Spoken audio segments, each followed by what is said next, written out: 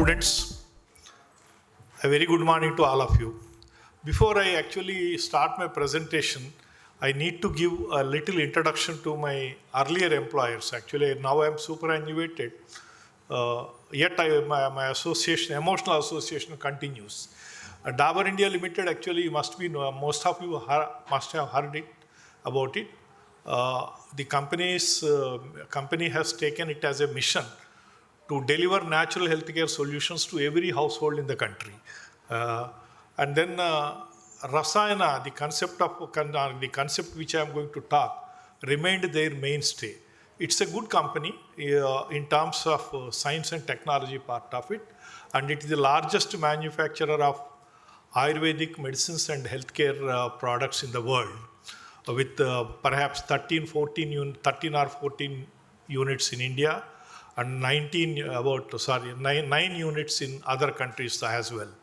So one of the important aspect of this company is, though they work on the classical Ayurvedic medicines, and Ayurveda itself is a very marketable concept actually, but despite that they were interested to validate the concepts of Ayurveda and the products which they make, including the ingredients they use.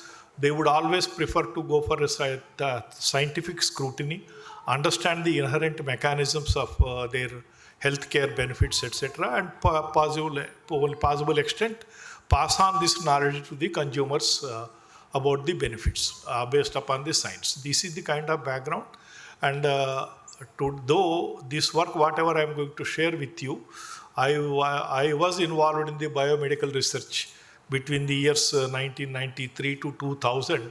In the year 2000, I was asked to do something else in the company, and almost this is whatever work I am going to share with you is about 20 years of work. Therefore, I am naturally anxious whether I will be able to recollect everything and then share with you adequately or not.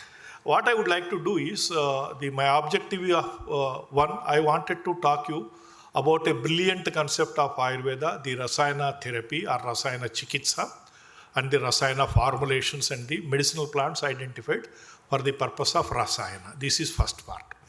The second part is I would like to illustrate the brilliance of this Rasayana concept using a modern scientific investigations. What I will do is, I will do the reverse. First of all, I will narrate four case studies of scientific research on the Rasayana herbs and the formulations, solely conducted by Dabur, and then followed by the explanation to the inherent mechanisms related to Rasayana. So,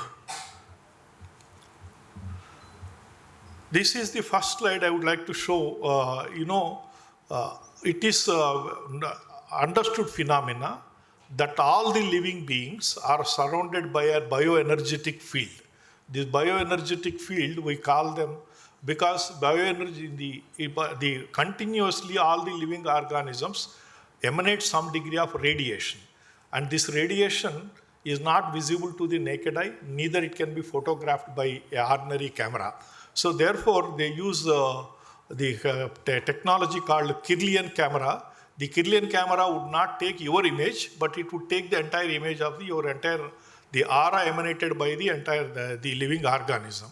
So here I am showing but taking an aura is simple. Taking a photograph out of the Kirlian photography could be simple if you have the equipment necessary. However, interpreting the data, interpreting the patterns of the aura is a highly complex job, and it requires a highly seasoned expertise in the area. One professor, Edward Namov, in Russia, did this particular study for us out of his own curiosity. He is a highly qualified parapsychologist, and investing huge amount of research and time on the study of the human aura and correlating with the human health and the psychological status of the individual based on the aura. So this is the kind of work he was doing, and when he came to know about the concept of Rasayana and its effect on the stress, he thought it would be interesting to do a study on this pattern. Actually, if you look at the aura, what happens is it is our we all see in Hindu calendars or in pictures, we see a white radiation around the gods or the ancient rishis and sages. What actually that does it mean? The white colorless aura shows a state of perfect health, what we call actually samadosha, samagnischa, samadhatu malakriya, prasanna atma indriya mana. That is the definition of a perfect health as defined in the Ayurveda Charaka Samhita. So when you are in that perfect state of health, particularly with reference to the characters, the prasanna, atma and indriya, when these three are in perfect balance, the aura would be colorless and white. Most of us, not most of us, almost every human being will emanate a kind of a colored aura, and the color patterns depict your health status. It shows your psychological status. For example, if you take my aura now, it will show highly what I call actually this pinkish aura. Whatever you are seeing, the pinkish aura indicates the levels of stress and anxiety, while the bluish aura shows some degree of tranquility. Now, this is the after 10 days of treatment of a Rasayana product called Shilajit, the asphaltum, and then after 15 days of treatment, you see the intensity of the pink aura has reduced and the blue aura improved, and that is what the Professor Edward Namo interprets, that actually the therapy with 15 days of therapy with Shilajit reduced the levels of stress in the individuals. This is the picture of this is the picture of the aura of the thumb. Actually, the thumb was placed on the camera and the aura was captured in this particular picture. Like this, he did this study on 30 patients. And how does he interpret the outcomes? It is almost, he was having a 2,000 studies aura he has studied and correlated with their psychological and mental status at that point of time. And then on that basis, this interpretation was provided to us. In the second study, we all know actually the smoking is considered to be the most worst form of the polluting the human body. You know, it causes one of the important negative effect of smoking is the damage to the chromosomes, which we call as the claustogenic effect. In this particular study, Chyawanprash was administered in smokers population, and this effect was studied on the mitotic index, satellite associations, and the frequency of the chromosomal aberrations and sister chromatid changes. There are three, in this you find that the first bar shows the normal individual who are not smokers, that is the chromosomal status, and the red one is the pure smokers before the treatment, and the second part, the third bar shows the effect of Chyawanprash on the chromosomal damage. You know, you see in almost all the parameters, the Chyawanprash administration has shown that the chromosomal damage has been controlled effectively, and the outcome has been statistically significant. Now, other aspect is in the cancers, radiation is one of the commonest approach today, and then radiation has its own degree of effect on the body, and this is the study again on using Chyawanprash in radiation-induced skin disease. Actually, in this particular, you see, there are three groups. One particular group received Rasayana, the Chyawanprash alone. Sorry.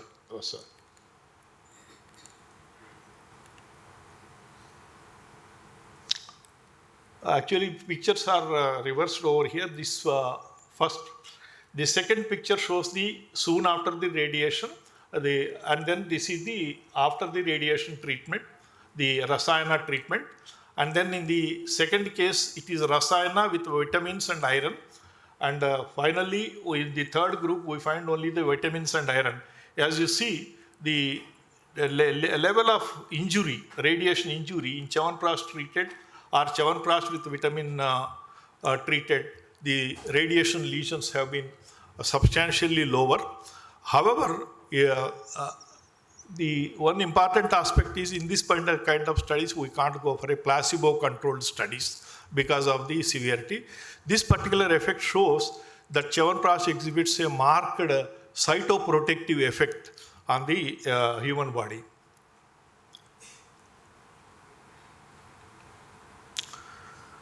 The next case I would like to narrate you is the administration of ashwagandha in ashwagandha extract on the generalized anxiety disorder. The study was done by Professor Mansha Ramani. In this particular study, the two groups of patients were administered. One group received the ashwagandha extract capsules. The other one received the placebo, equally matching placebo. And they have used three different criteria. The diagnostic and the APA, American Psychology Association's criteria for assessment of the anxiety disorders, and the Hamilton anxiety score, and the PGA score of the well-being. In all the three accounts, we find that ashwagandha exhibited a marked improvement post-treatment, and that is that surpasses the effect of the placebo. So these studies indicate to you, these studies bring out a fact that Rasayana administration of the herbs or the formulations designated or identified as Rasayana have a promotive effect on the health. They improve the positive, they improve the well-being for all the well-being factors, whether it is during a radiation injury or during a stress condition. So this is the advantage of that. Now, if you look at that, these are only four. It's only tip of the iceberg I have shown to you. There are over 1,000 papers on the biological activities of the Rasayana. The concept of Rasayana attracted the attention of the health researchers way back in early 60s, mid 60s onwards. There have been a number of scientific studies to establish the biological activities of the Rasayana. And these reports can be classified into various groups. The adaptogenic means actually it allows the administration and uses allows the individuals to adapt to a newer situation, adapt to the impact of the stress, and the stress. This is called, we call as the adaptogenic effect. And the nootropic effect is actually the effect on the central nervous system and the psychological parameters. This is Mecha effect we call in Sanskrit. Antioxidant and Rasayana drugs are now established to promote the they modulate the immune systems. Modulation of the immune system means when the immunity is lower, it will improve. And improve the resistance to the improves the resistance to the infection. On the contrary, when the immune system is working aggressively, causing to the autoimmune disorders, then it has a positive effect by reducing the level of by tone down the immunity functions and make it more intelligent, and then anti-stress and the anabolic effect. These are the 6 effects that have been widely demonstrated, and of course more also. Now I come to the. So now the concept of Rasayana in a nutshell. Basically, Ayurveda does not require an introduction over here. The Rasayana actually is because Ayurveda has two specific mandates. The first mandate being the preventive health care. Preventive and promotion of the health is the first mandate set itself for the Ayurveda, and Rasayana, it aims at the promotive health and quality life. And there are 3 different modalities of Rasayana treatment. The dietary modalities, behavioral and drug-based modalities. That is what I have described are the drug-based modalities. And both Ahara and Dravya Rasayanas, they have immense potential for innovations in the nutraceutical sector. So this is the basic concept of Rasayana as described in the Charaka Samhita. Dirghamayuhu, Smrutim, Medha, Arogya, Taruna, Vayaha, Prabhavarnam, Swarodaryam, Dehendriya, Balam Param, Vaksiddhim, Pranatim Kanti, Labhatena, Rasayanat. These are the benefits of the Rasayana treatment and the mechanism. The Labhopayam hi Shastanam Rasayanam. The one any kind of intervention which will improve the circulation, which will improve the quality of the nutrition or the rasa part of it, and then that is called Rasayana treatment. So whenever the rasa formation is the first part of the metabolism, cellular metabolism, and once that is done, the rasa circulation is ensured, then these two, rasa formation and rasa circulation, these two factors hold the secret of the positive health. This is what actually Ayurveda envisaged. And the benefits of Rasayana, it promotes longevity, memory, as described in the Ayurvedic literature. It promotes longevity, memory, intellect, youthfulness, etc., etc. And the mechanism is a simple intervention in the cellular nutrition. Rasayana drugs make an intervention into the cellular nutrition. That is the fundamental underlying mechanism. And actually, what is the nutritional and intervention? Anna is the food that we take. Anna is the diet we consume. And once if it gets digested, the essence coming out of that, the nutrient emanating out of the macro level digestive system is what we call actually is the Anna. And that Anna goes to the individual cells and promotes the cellular nutrition. That is the part of that. That is the second most important part of it. Anna is common, the digestive fluid flow, but the nutrients that go to respective tissues, or they are tissue-specific nutrients, have to go, and this is what exactly Rasayana treatment does. So you will please wind up now? Yeah, I will finish it just 2-3 minutes more. So this nutritional intervention is a continuous process. It is incidental as well as the intentional. What is incidental? For example, it has a tremendous emotional factor. When your mom cooks something for you, she has a very clean intention that this food nourishes the kid. So that is the emotional factor of the food. That emotional factor itself produces a high quality of Rasayana. So therefore, that is how we consider home food is more healthier than outside buffets. So this intervention, as I mentioned, Anna, the Ahara is the food per se that we consume, and Parinama Bhava is the composition and processing. In this Parinama Bhava, only what the kind of spices that you add, the way that you cook it makes intervenes the quality of the rasa that is produced in the human body, and the quality of the Agni available in the individual, that Jataragni or Dhatwagni, and then Rasayana is the one which can intervene any of these three factors. Rasayana is a component which can intervene any of these three components. So, and there are unique applications of Rasayana as described in the Ayurvedic literature. One we call actually purposive and promotive Rasayanas. The other is the Naimitika Rasayanas. For example, the Vayasthapana, anti-aging, or the major Rasayana, Kruja Rasayana, or these are then. Sometimes the Naimitika Rasayana is the biological response modifier or the cytoprotective agents which I have narrated in the cancer research part of it. So these are the illustrative list of these species. In the Nighantus you find different sets of terminology. Rasayana is a general health tonic. Major Rasayana is the one which promotes your intellect part of it, the nootropic or intellect part of it. Vayasthapana, anti-aging, these are the different plants I am based upon the Nighantu descriptions.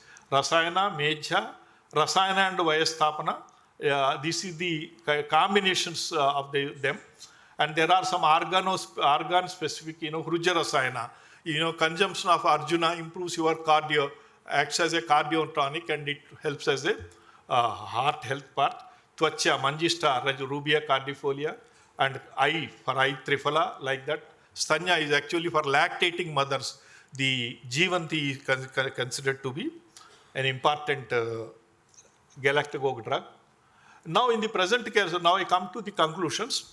What is the importance, or what could be the importance of Rasayana? For that purpose, we need to understand the present healthcare scenario. The infections and infant mortality have come down substantially with thanks to modern healthcare approaches, and the lifestyle related diseases unfortunately is going up. Autoimmune diseases are also going up. And another part is the iatrogenic problems, like the way radiation therapy. I told these are the iatrogenic diseases are the diseases induced by the doctors and induced by the medical treatments. So then the nutritional conditions, we find a diametrically opposite scenarios. There is malnutrition and also there is a overnutrition. So please wind up. Yeah, Sir. now it's last two. This is last one. Now, I would like to touch upon the Meja, Rasayana and the cellular intellect. In this particular part, as I mentioned, in Ayurveda, we consider volitional transgression. The intellectual mistake is one of the important factor for the disease. We know overeating is a problem, overeating is not good, but we continue to overeat. This is an intellectual or volitional mistake. The same kind of mistake would all, this is at a gross level. This is at a gross level. But at the cellular level also, volitional transgressions may take care. The example is, the cell fails to discriminate between a friend and foe. So therefore it goes to a autoimmune disorders. Then so it forgets the optimal multiplication needs. When the cell forgets the multiplication rate, it becomes a malignant and causes the cancer. And sometimes it fails to recognize the foreign proteins. Therefore, you are prone to infections. These are all the mistakes that happen at the volitional transgression at cellular level. But question today is whether the major rasayanas can promote the cellular intellect. This is a question mark.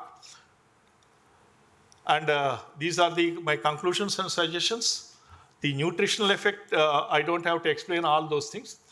What I would like to suggest upon is concept of Rasayana provides broader avenues for the innovations.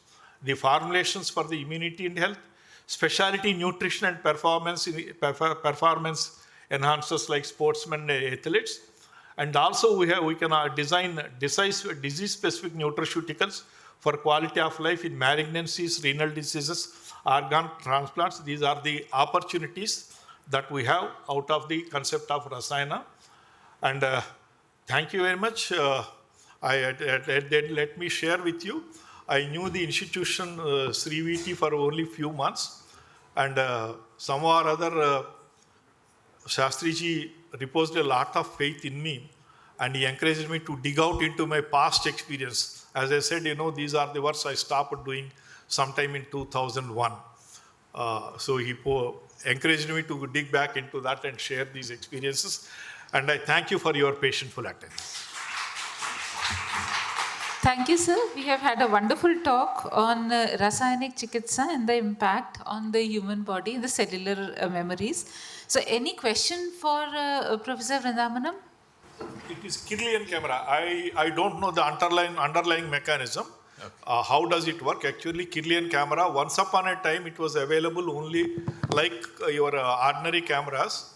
These pictures were taken in a hard specialized film. Okay. These are not ordinary. X-ray film is also not useful for this purpose. Nor a normal photographic film will be useful. It's a specialized photography. But I don't know the underlying principle of how the Kirlian chromatograph pictures take the aura part.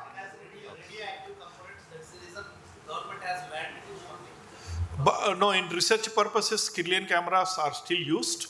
For example, while we were working with Edward Nomo, I came across with another Bombay-based scientist, Dr. Meher Moose. She was also doing a similar kind of studies, but her study was on the effect of meditation on the aura.